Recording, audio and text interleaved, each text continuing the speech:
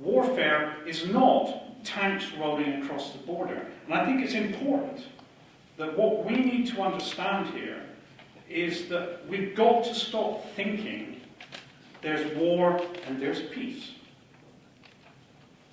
We're in the hybrid era.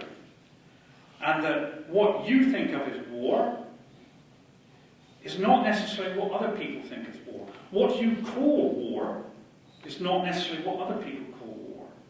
So information confrontation doesn't mean that the Russians are about to launch, the 5th battle group across the border. It just means their view of information as a form of warfare.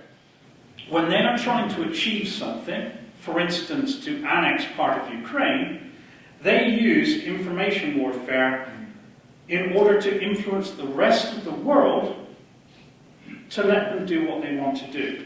It isn't just somebody sitting down and saying, how can we confuse people? It's like, why do we want to confuse them? To what end? What are we trying to achieve? And you've got a quote there in the red from President Putin, in which he highlights what he wants out of Ukraine, which is he wants it to be with Russia. That's a strategy. I want Ukraine and Russia to be together, his Eurasian empire.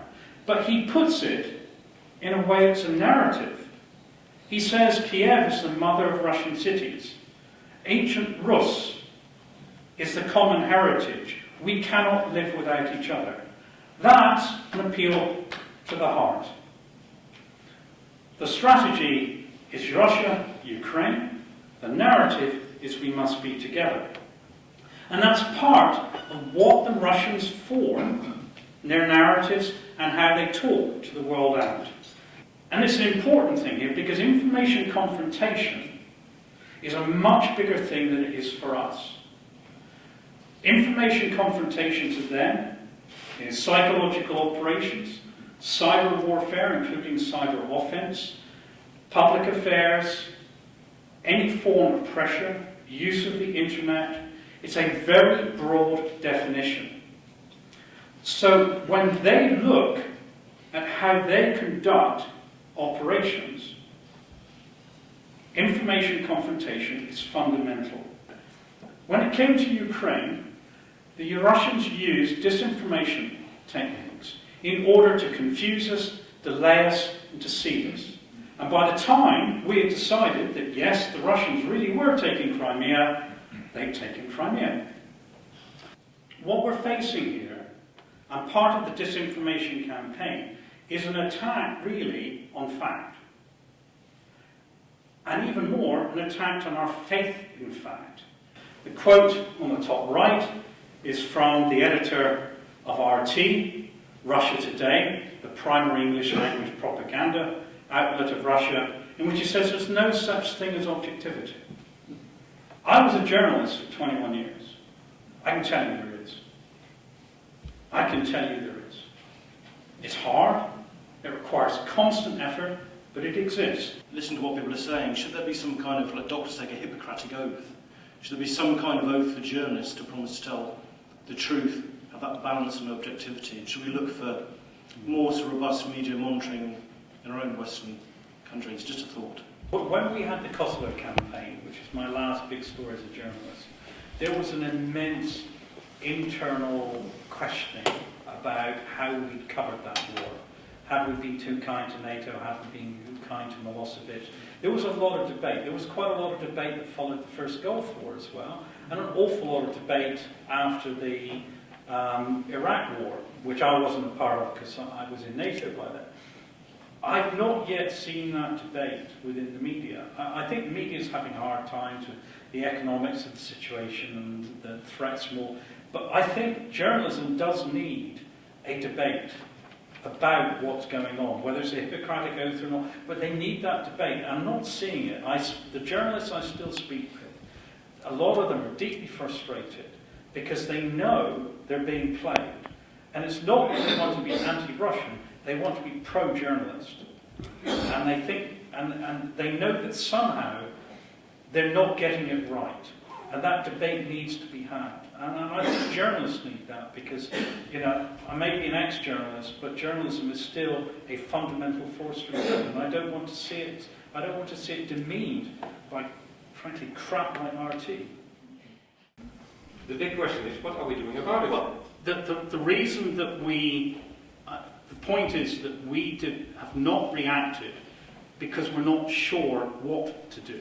And that's the big we. NATO is an intergovernmental body.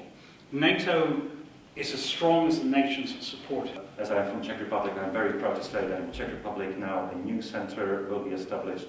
Center for Fighting Terrorism, Extremism and Propaganda. Propaganda is in this basket with terrorism and extremism. And there will be 30 people monitoring the pro-Kremlin media 24/7, which is something we would really need in every single European country, because we still do not know how many media are there, how many messages daily they spread, how many people they target, how many people they reach, how many people they persuade. We don't know that. Some studies are saying that in Russia, USA is more hated than it was during the Cold War. Everything what is wrong in Russia, then it's bad roads, it's because of USA. If it's bad weather, it's also because of USA, because they have those clouds and special things. Second, aggressive troll who is conducting hate speech. Then Wikipedia troll who is copying lots of material from Wikipedia Britannica. Taking your space, sometimes out of context, taking your space and time. Attachment troll is very short statement. Look here, and attachment, and Latvians have found that if you click to that attachment, you can get spyware into your computer. And last but not least, there is a bikini troll. Bikini troll is a special troll who is using a picture, girl with a bikinis, and ask very, very simple questions, naive questions. And this is really true. Maybe Kremlin is not so bad. Maybe it's all Americans' fault. So, and it works on middle-aged crisis man, because man wants to save this poor girl. You talk about a very broad operation, multifaceted, but what is the real concrete success of it? The biggest success of the disinformation campaign will be when even the Westerners repeat some of their disinformation lies. And we actually see that happening. For example, the West has mistreated and humiliated Russia, and that's why Russia has to be so aggressive. It's just a disinformation.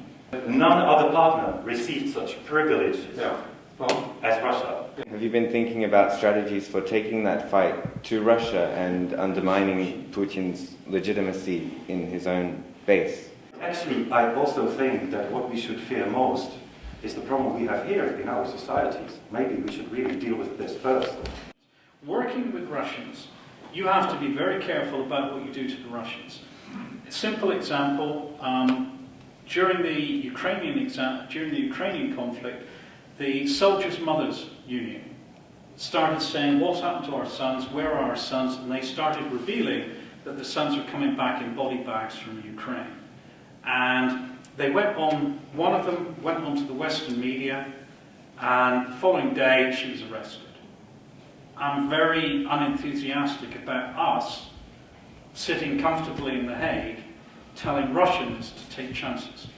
I think it's a tragic, horrible thing, but at the moment we've got, as Jakob said, we've got to deal with things here, and we've got to encourage maybe the Russian expatriates to start reaching back in. But we need to be very careful before we start trying to play in Russia itself.